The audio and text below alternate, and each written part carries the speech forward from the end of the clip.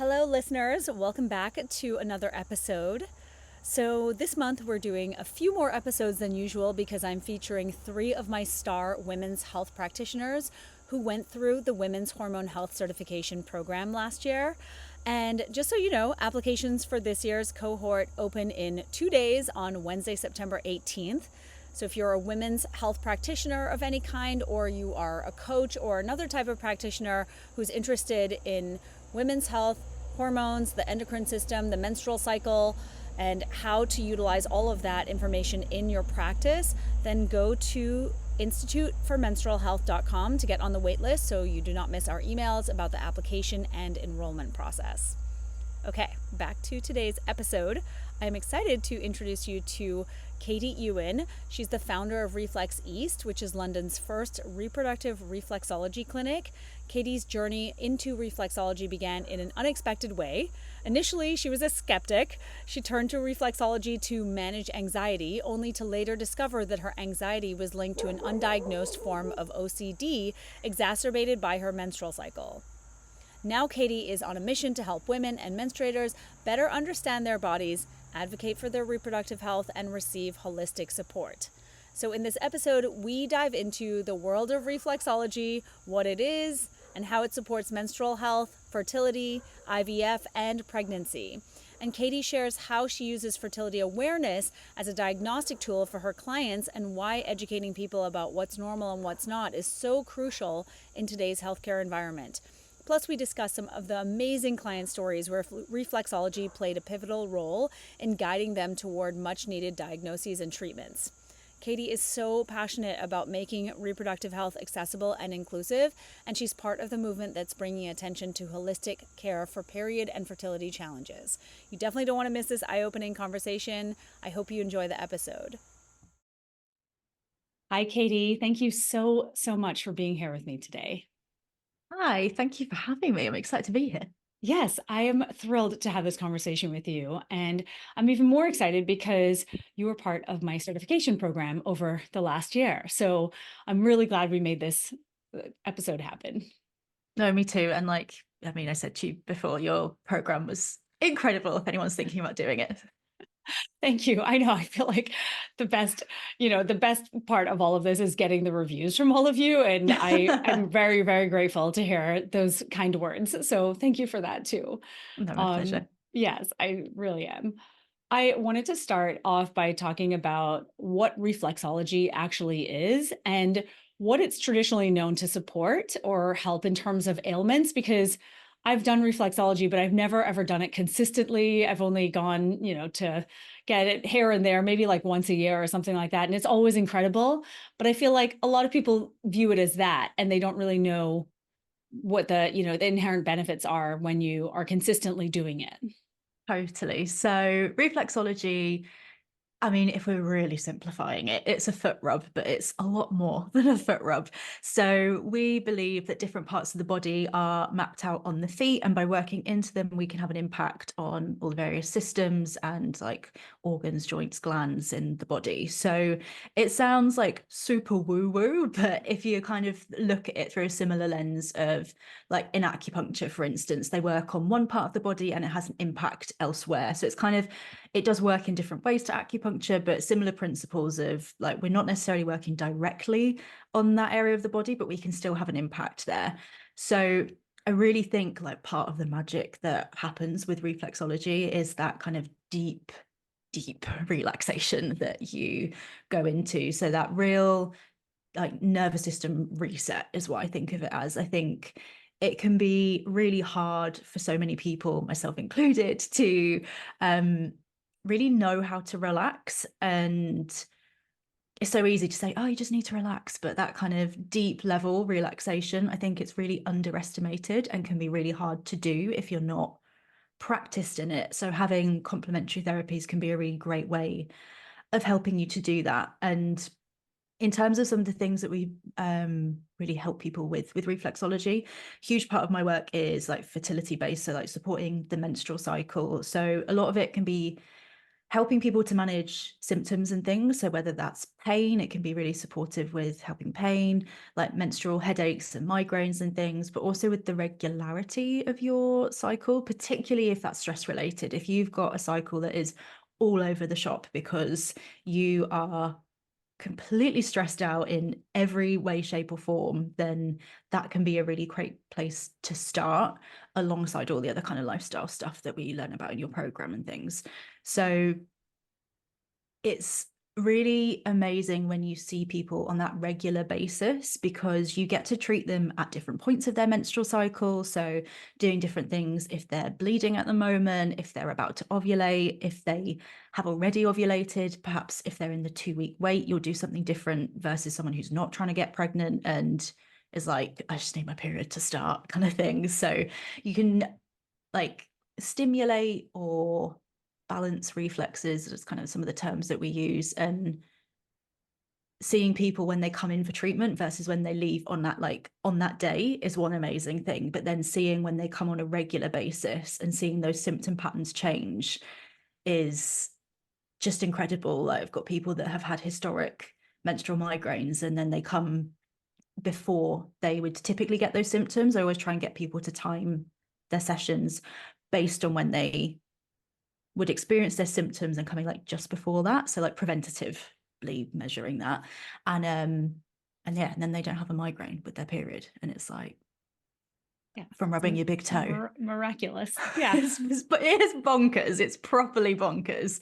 But I just say to everyone, come and try it and see what it's all about, because I came to it as like the biggest skeptic on earth and was like, that's not a thing, and came out like, what just happened?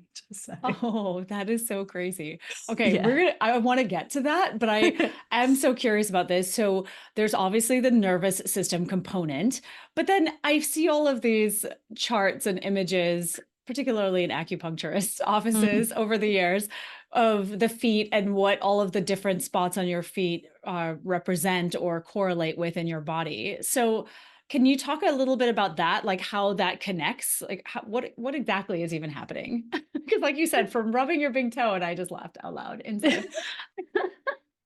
Yeah, so you get like all the different charts that sort of map out like where on the feet to press for like the head or the lungs or your uterus. And to be honest, I would say it's debated, and there's different theories on how reflexology works. There's more research around acupuncture. I wish there was more research on reflexology, but kind of some of the theories that we use are, because you perform reflexology at like the extremities of the body, so that's in the feet, the hands, you can also do it in the face and the ears, that kind of thinking about like by stimulating the nerve endings is part of what you're doing there. But then also you can divide the body up into zones. And so say, I'm going to try and explain this without having a visual for people to see, but if you were like looking at the soles of your feet and drew lines in between each of your toes, so like your big toe and going down the inside of your foot would be one zone, your second toe, and if you went straight down, that would be another zone. Is that making sense? So you're kind of like stepping out, and there's different zones.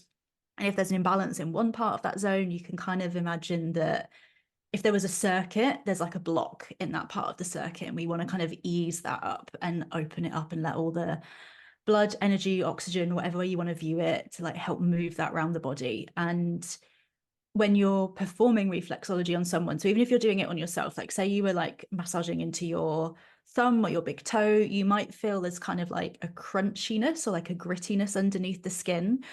And we call those crystals or uric acid calcium deposits, and we're trying to break those up effectively. And that's telling you that there's something going on in that area. We could never diagnose you with reflexology, or like diagnose you with a condition with reflexology. It's just suggesting to us there's something going on in that area, and then we want to pay more attention there and like work into that area in various ways depending on what the symptoms the client is experiencing. So we always have consultations before we start working with someone, so you've got a fairly good idea of like what's going to show up. But then through the treatment, we're targeting various areas depending on their symptoms, where they are in the menstrual cycle. And then if anything else comes up during the treatment, we can have a chat about that and be like, oh, hey, like this thing showed up. Like, is that something that's historic for you? Something that like rings true? Anything that's kind of just been going on more recently? So it could be something like they're toes feel crunchy, and it's like, oh, they've had a sinus infection in the last week. Or it could be something like, I had a friend who had a baby and was doing her feet afterwards, and I was like, your bladder reflex is like angry, for want of a better word. And she was like, I can't believe you've just told me that, because all the doctors are telling me my bladder's fine, but like I feel like I need to pee all the time and I'm having all these issues, but like they're not taking me seriously. I'm like, well, your bladder reflex is saying something about it. So whilst we can't diagnose, it can tell us things that are going on for sure. That is so cool. I feel like Mm. it just gives you so much deeper insight into working with someone with their menstrual cycles, like what Mm-hmm. I do and so many of the women in the last cohort do. Like that to me is so incredible. Just that you know, are able to pick up on these really subtle things that Yeah. are clearly a problem for your clients.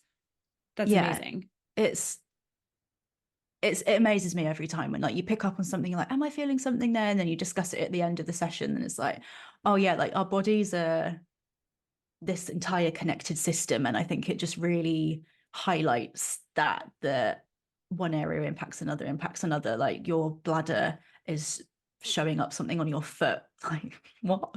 It still blows my mind. And every time I talk about it, I'm like, I know this sounds bonkers, but it really is incredible. And like, I'm trying to think how to say it, but just seeing, well, feeling what's going on in someone's foot, and like having that like recognition that someone's like, oh, there is this thing going on, and like, how is that impacting you? And okay, what can we do to help you from a reflexology perspective? But then being able to bring in all the other education that I've had through you, and doing Lisa Hendricks and Jack's fertility awareness course too, the like the way you can really help someone in that kind of like really holistic way is, it's really cool. Yeah. You've totally blown my mind with just that one story. I'm sure you have many of them. We'll There's a we'll few, talk yeah. about some more. Yeah. Because what I find so fascinating about this is that, as you said, you were a complete skeptic, Mm. and you'd mentioned in, you know, before we started recording that you came to this to manage your anxiety many, many years ago. And so can you talk a little bit about your experience of coming to this and how this has changed your life? I know you also had a diagnosis of OCD. So I'm curious about all of that and how it plays into it as well. Yeah. So I have always struggled with what we just thought was anxiety. And it always felt like it was quite extreme, but never knew how to explain it or kind of like what to do with it, basically. So I'd shown signs of that from about the age of 5, probably. And had been struggling with it like all through growing up, and then got to my teens and things. When I hit puberty, I definitely started to have more frequent episodes. And part of like when that all kind of started up and like started to have some more kind of like severe episodes, I would say my poor mum didn't know what to do, who to turn to and things. And she was like, well, I've had reflexology and it's helped me, like maybe that's something to try.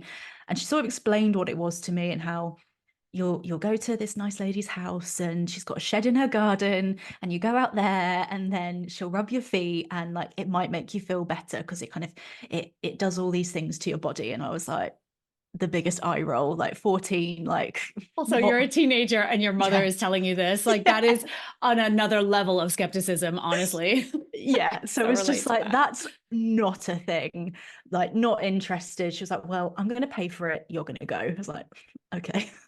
And Mom is paying. I yeah. mean, you know, take her up Like, on it. okay, yeah, I'll go. Like, but also I was feeling so awful that I was like, okay, like I'll try it, fine. Because I'll get into the detail of it all, but the level of anxiety I was experiencing was so severe and scary, because it was just like, why is this happening? And so I went to it, and when it's funny now when I think of like how my clients like literally have reflexology in terms of how they're positioned. They always lay down and fall asleep. I was sat bolt upright watching everything she was doing. Like, what's that? What does that mean? Oh, I can feel that in my like hip. Oh, okay, I can feel this fizzing in my head. What you doing? What's going on? And I'm like, that must have been so intense for the reflexologist. But I was just so fascinated and confused, and I could feel all these things happening in my body. And I came out, and my mum described me as like, she was like, you were like a space cadet when you came out. You were just on another planet. You were so much calmer. And I went to see her like really regularly for quite a long time growing up, and particularly when I was in these more kind of severe episodes, that I would go like, that would definitely be part of, okay, how are we going to help manage this right now? Okay, let's get Katy booked in with Jan, because that does always help to some degree. And so that was kind of, yeah, this ongoing thing in the background for ages. But I continued to have these episodes all through puberty. And then when I left home and I went to a dance school. So I was like very physically active and probably not eating enough and just knackered all the time. So that won't have been helping with the old menstrual cycle side of it.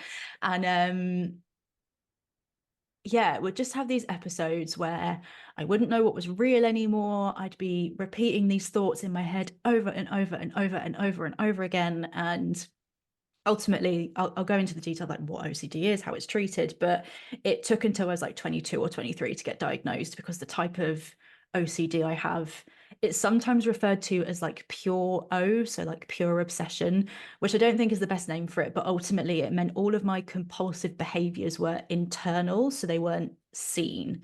Oh. So had I been having compulsive behaviors that were far more visible, I might have been diagnosed much earlier. But because my compulsive behaviors were like rumination, like scanning my body for certain sensations and trying to analyze what that meant. So for many years, I mistook. Is that a word? Mistook? I don't think I it think is. it Anyway, is. No, mistook. Yep. It sounds just sounds strange. weird today. I know. Yes. But you're But correct. would mistake, who knows, anyway, would do that for thinking that my anxiety was like a gut feeling.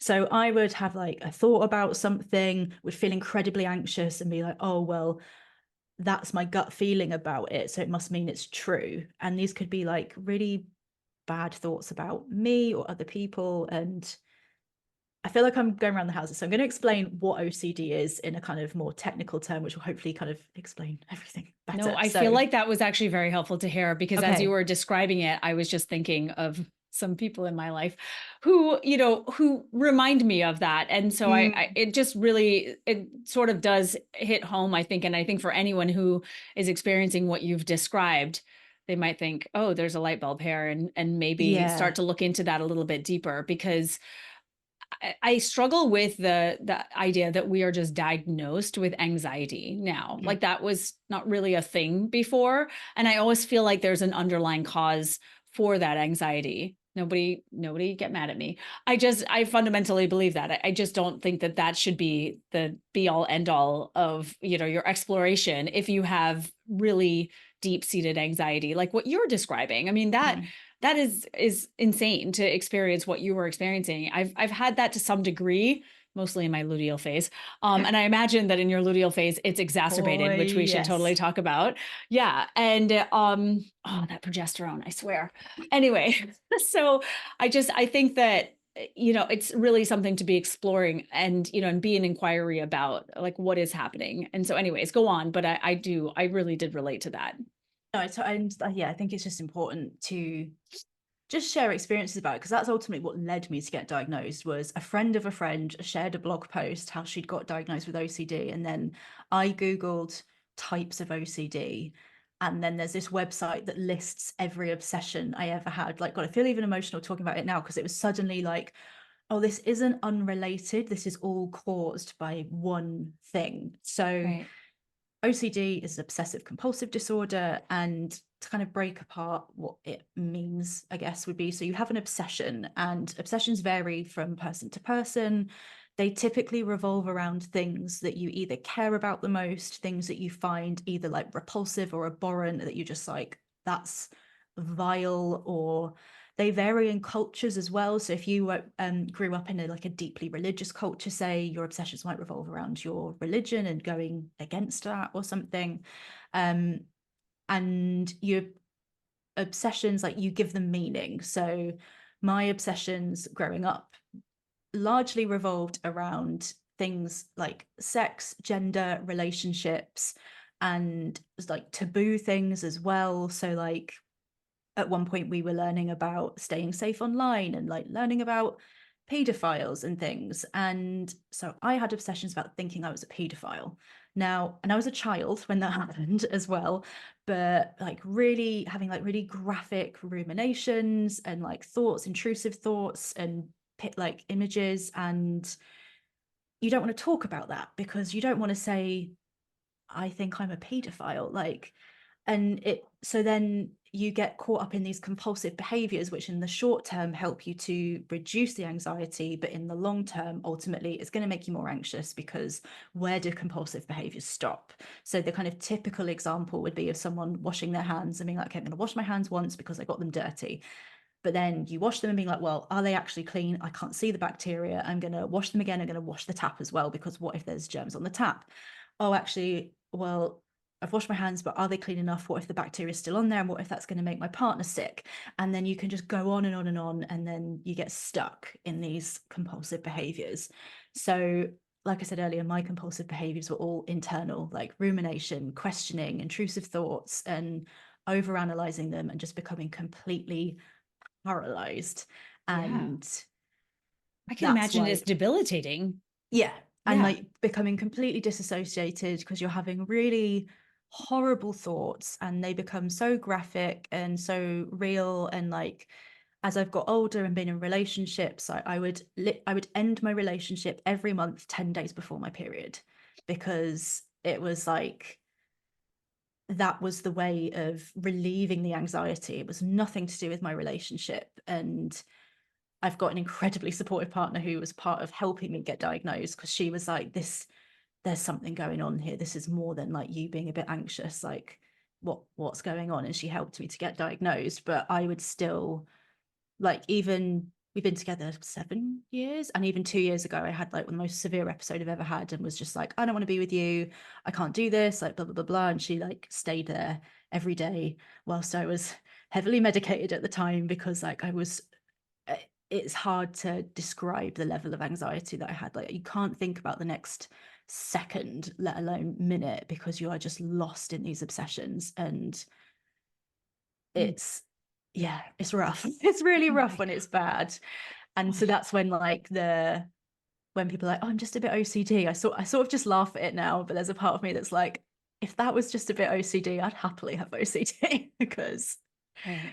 it's yeah, it really took a lot of, I mean, I'm only 30 now, so I'm not like old, but my like younger years, my teenage years and my early 20s, I feel like were just ruled by it completely, Mm. because I just didn't understand what was happening. And yeah, my period would come and I was tracking my period in like an app, just a really basic app of like, just so I knew when my period was coming, because like I said, I was at a dance school. I wanted to know, like, have more of an idea of when that we're having to do in a leotard and tights every day. So um and I kind of had this awareness that 10 days before my period I would start to like not be okay, Yeah. and didn't know why for a really really really long time, but knew like the 10 days before was like, oh, here we go. What's gonna Right. happen? And in time I've come to learn that actually like I had a really short luteal phase. I was ovulating really really late, and it's like, well, yeah, that's not going to help. So Hmm. I know. I mean, I want to talk about this too.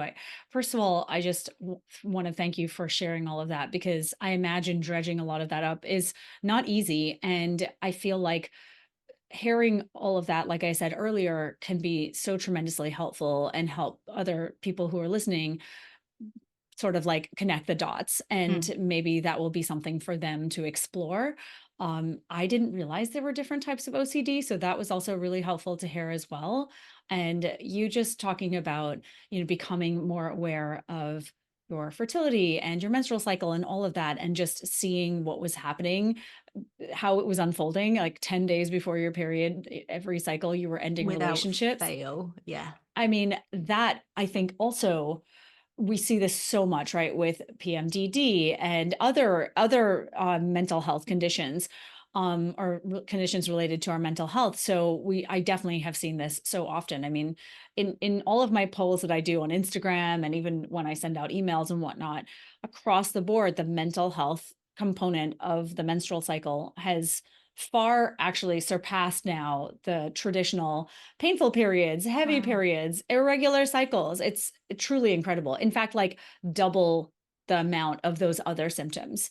And so Wow. right? It's when you sit and think about that, you just really have to think about the fact that our biology is, and I talk about this all the time, obviously our biology is just, it's not really congruent with what is happening in our world right now, right? We're Mhm. so overloaded in Mhm. so many ways, and it is, I think it's profoundly impacting us. And I always encourage women, as I'm sure you do too, to really be digging deeper to find out what's driving that, because your menstrual cycle is 100% telling you something is not right. Like you said, right? You were ovulating late and you had a really short luteal phase, and you were able to sort of discern what might be, that might be part of the issue.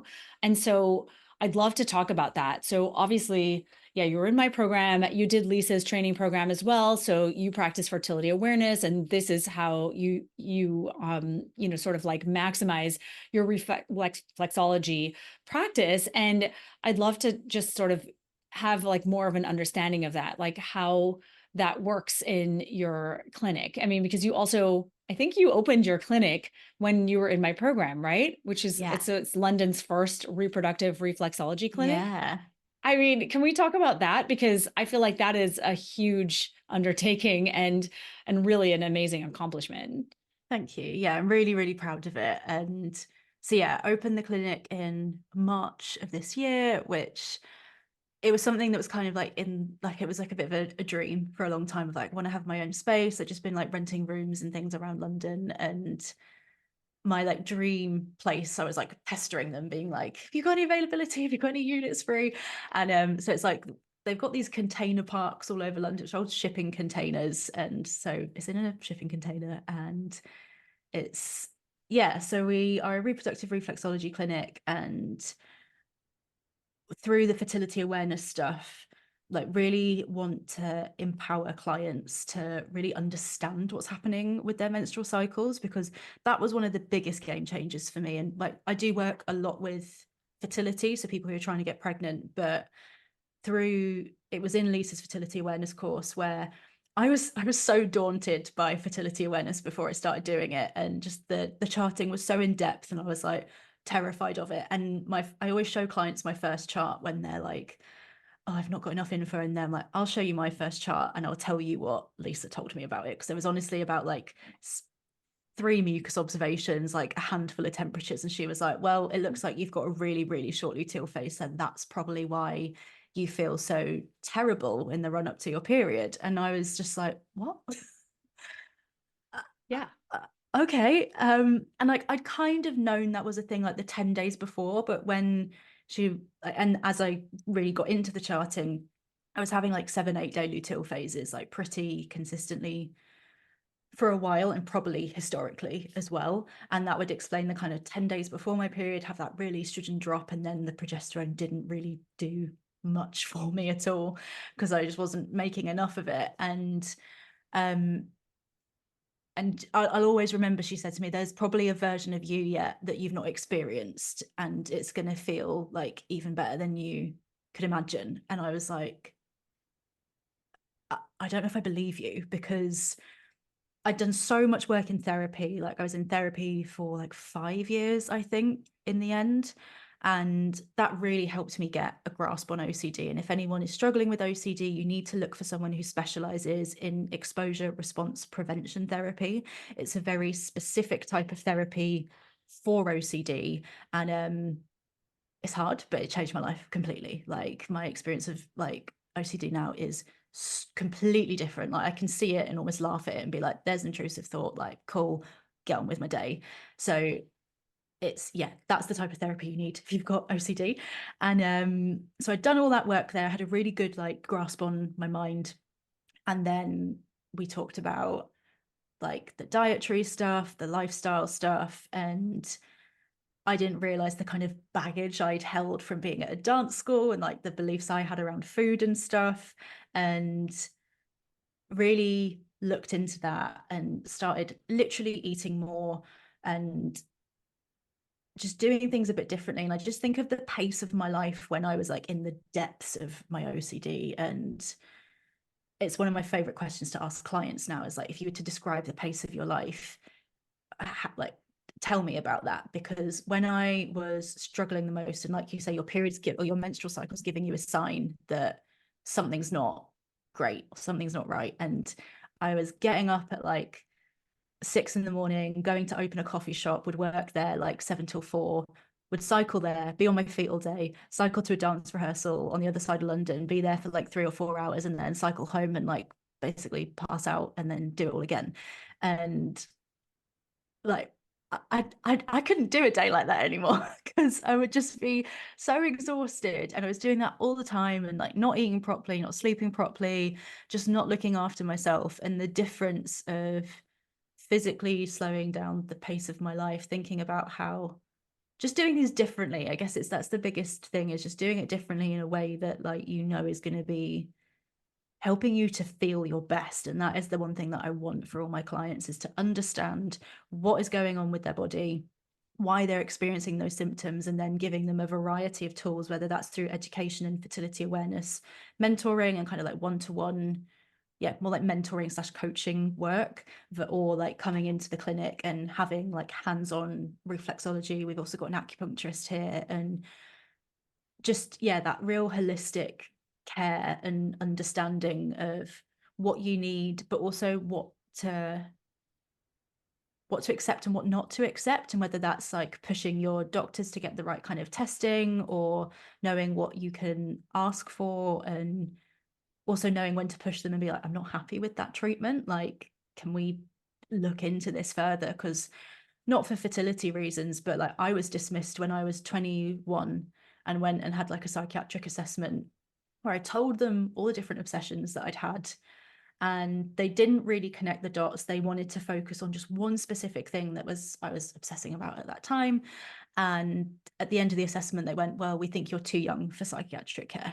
And I was just like, so what, we're going to wait another 5 years until I'm in like crisis mode or something? And had there been more education around OCD, but then also thinking just of women's health in general, that awareness and understanding of what we need, what help we need, and just being able to like equip people with that, I think is one of the biggest gifts you can give them. Because like Lisa said to me, there's a version of you that you've not experienced yet, that your menstrual cycle doesn't rule your life. Like I want that for anyone that works with me, just to be like, oh, like it happens and I enjoy my cycle now. I know like the ebbs and flows of it, and it's there and it's part of my life, but it's not the be all and end all, and I don't have to plan my entire life around that. Right. Around that dreaded 10 days before your period when you blow your life up.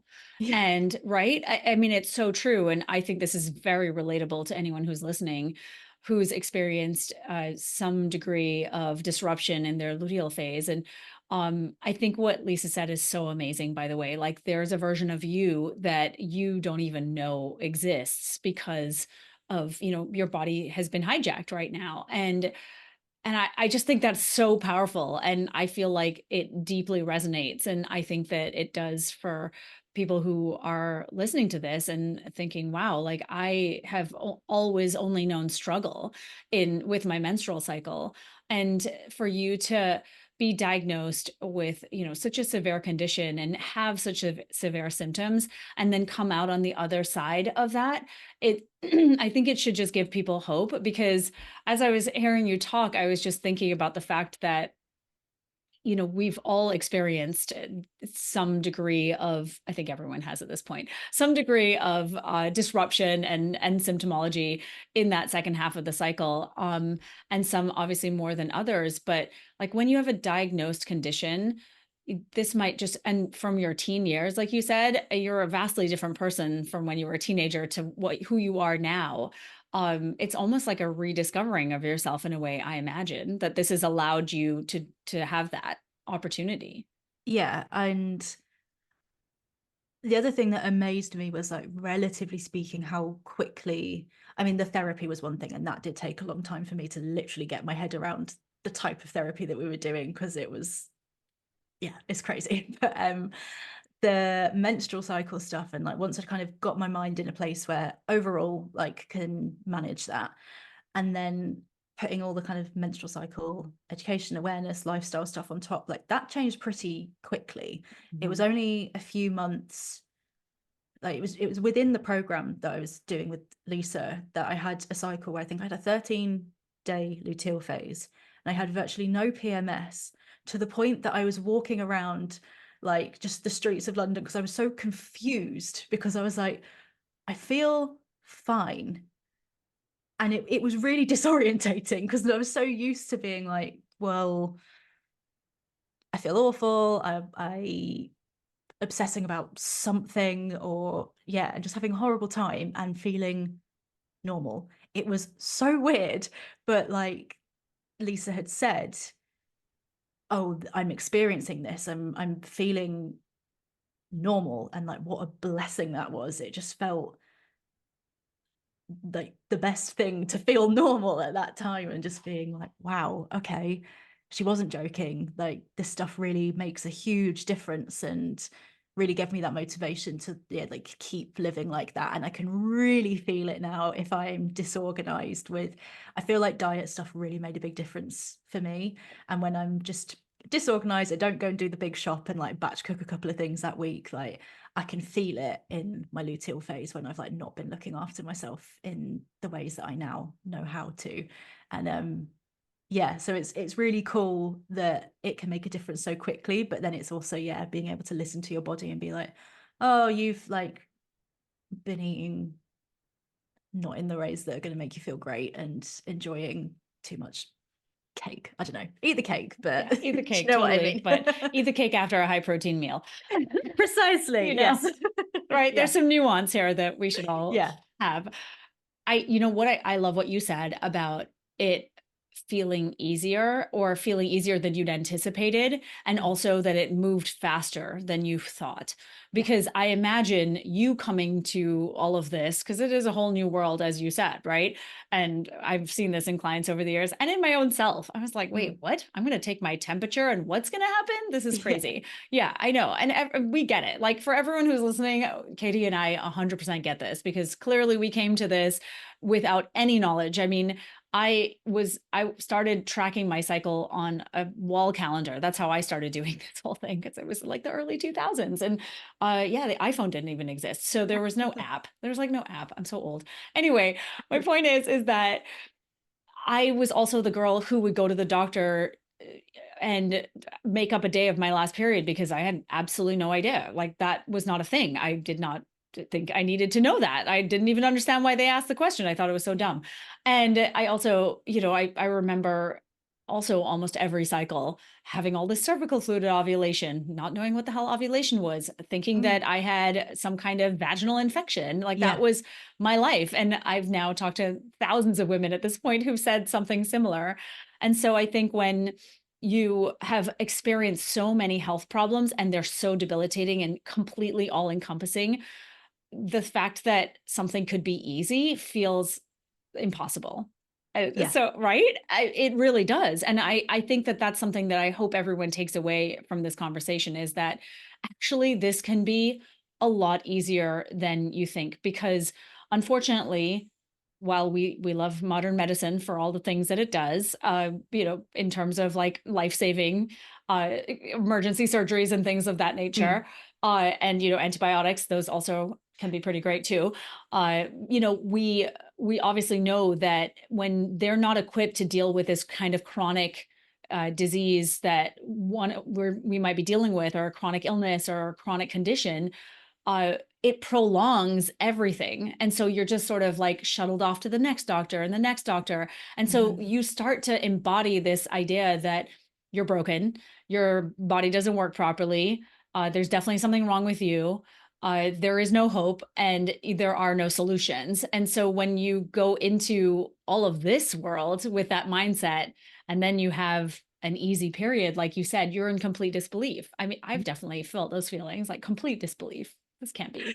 Yeah. It's jarring almost, isn't Yeah. it? Yeah. I found it really jarring, and I will occasionally talk to clients about it, because like they want to celebrate it and be like, this should be amazing, but like it's it particularly, I think, when you end up identifying through your conditions, illness, whatever it is that you have going on. Like, I know for so many years I was like, I'm just a really anxious person, and that would be how I describe myself.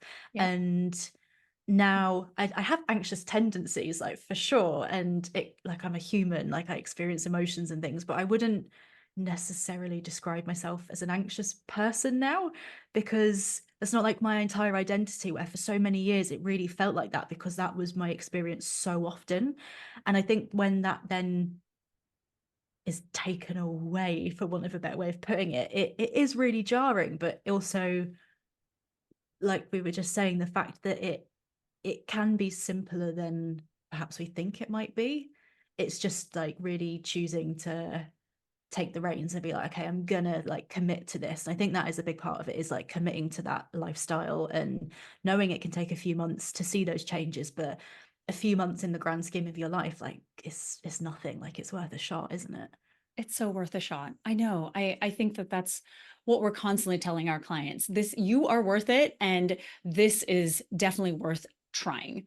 Mm. And yeah, and I'm just so glad that you're on the other side of this. The fact that you can sit here and say that you don't describe yourself as an anxious person anymore after what you've been through, to me is remarkable. And I'm so here for that, because I fundamentally believe that so many women who are struggling, I just haven't quite found the right path yet. And when Mm-hmm. they do, massive shifts happen, and we see it every time. And I was thinking about what you were saying earlier about your client and her bladder, and just fighting the doctors, and because we know, right? We know there's something wrong, and we know that there's got to be another solution. I think deep down inherently we have that knowing about ourselves. And I'm curious if you've had any other experiences like that with clients, bringing in fertility awareness and menstrual cycle education and sort of that holistic women's health approach to your reflexology work. Yeah, like, I had one client comes to mind, like, really quickly, who had hypothalamic amenorrhea, and the the medical system's way of treating that, when she like first came to me, she was like, so they've put me on HRT to like give me a bleed. And I was like, okay. um sure, like, I can see like why they've done that, but um well, I can see the thinking behind why they've done that. I don't believe that that was the right thing to do. And we started working together with fertility awareness. Now, she didn't live locally to me, but she did go and see another reflexologist elsewhere. And it took her a little while to like kind of get her head around the things that she needed to do for her recovery. And part of the stuff for her was she really had to cut down and cut out for a time exercise, which, I mean, that's very specific to like hypothalamic amenorrhea. But getting her in the place where she was accepting to do that and to try it, and to like not exercise for a time, and change how she was eating, look after herself and slow down her life, like going to get some reflexology and having that time carved out for like, I kind of think of it as like active relaxation, of you're taking that time to like really slow down, and that time is guarded, it's protected, it's as important as any work meeting or whatever you're going to give that kind of importance, like taking that time to do those things. And we started working together in like the August, and by December she had her first bleed. Hmm. And she hadn't had a period in between being on the pill and then coming off the pill, like over a decade more.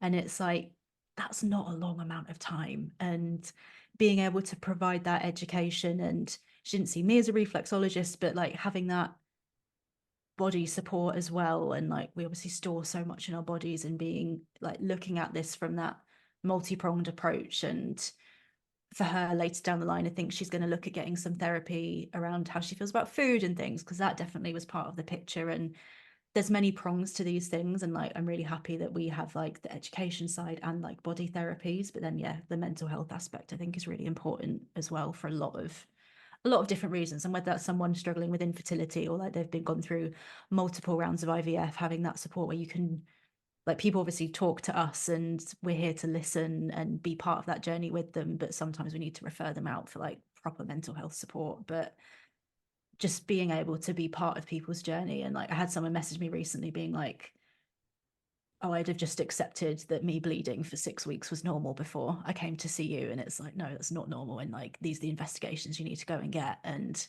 that was just us talking in between, like her arriving, having a chat about where she's at. And then she has a reflexology appointment. And then she leaves that feeling equipped to go to her medical appointment and be like, I would like to get a transvaginal ultrasound. And like, I want these blood tests. And like, can you check my thyroid and like all these things? And being able to give people that, I think, is invaluable. Truly, it really is. As you were talking, I was just thinking, wow, the combination of these different modalities is so, so powerful. And I'm just so grateful for the work that you're doing and just your drive and really getting to the point where you were able to open your clinic. And these are huge things that are not easy at all to accomplish. And I'm just amazed by it. And I am curious for anyone who, isn't in London or doesn't have access to reflexology consistently, do you have any resources for someone who is really interested in exploring more of this as something that might help them?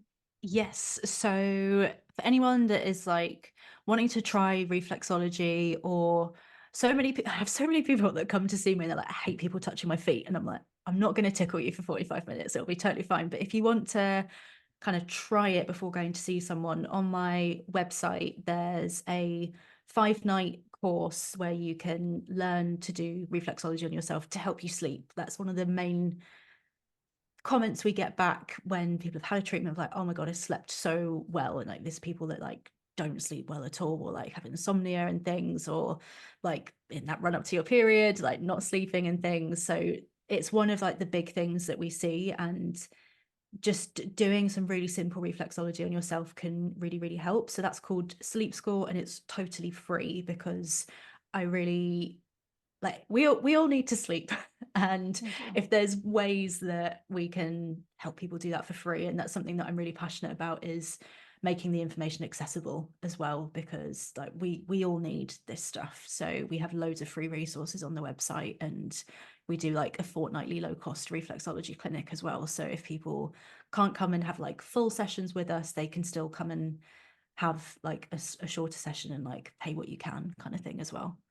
That's amazing. Wow. Thank you. And so where is your clinic and what's your website so that people who are listening can find more information and your free course? So the clinic is in Hackney in London, and I also work in South London one day a week if anyone is South London based. And the website is reflexeast.com, and there's like a free stuff bit, and there's loads of different workshops. We've also got a podcast that I do, like teamed up with another like fertility acupuncturist, and like we share lots of like info on there. And then I'm reflex_east on Instagram as well. Of course, forgot about the Instagram. I should have asked you about that. Thank you so much. This was really, really just, I think, such a juicy, good conversation about coming from a really dark place and utilizing menstrual cycle awareness to completely transform your life. Like, I'm in complete awe, Katy. I had no idea that you had experienced all of this, and you were in my program for a long period of time. So like, just to hear everything that you've experienced, I hope gives other people hope that they can come out of whatever dark place they're in too. Because like I said, the most common thing I'm seeing now is the really intense mood changes that women are experiencing. And I think many of us have come to the conclusion that this is it. This is our lot in life. We're stuck with this. Yeah. And I feel like your story is a true testament to the fact that actually, no, that does not have to be the case. And so I was just wondering, do you have any final thoughts or anything you'd like to share before we wrap up? Just thank you for saying that. It's I think important to remember sometimes like where you've been and all that kind of thing. And it's like, oh wow, yeah, my life does look completely different. And I think obviously I can only speak to OCD, but I think one of the biggest things is just and whatever you're going through is getting the right help. For me, having the exposure response prevention therapy it's a type of cognitive behavioral therapy, but like standard CBT doesn't work for OCD. If anything, it will make it worse. So I'd had that for a short period of time, and it didn't help me at all. And it's no wonder it didn't, because it wasn't the right type of help for me. So I think being able to understand whatever it is you're going through, whether that's mental health or like a reproductive health condition or any health condition, having that awareness, and people raising awareness that have gone through those experiences, to be like, so you can listen and be like, oh, like that sounds like me, and then go and get the right help. Because I just that's what's made the biggest difference to me. I was really lucky I got the right therapist. It's the first therapist I met. She was perfect for me, and we worked together for a really long time. And then bringing in all the menstrual cycle stuff, like I felt like I was just plugging all the gaps that were for me, because we're all so unique. And yeah, getting the right help, I think, is just the most important thing for whatever it is you're going through. Is, yeah, so where you can, getting the support that's relevant for you.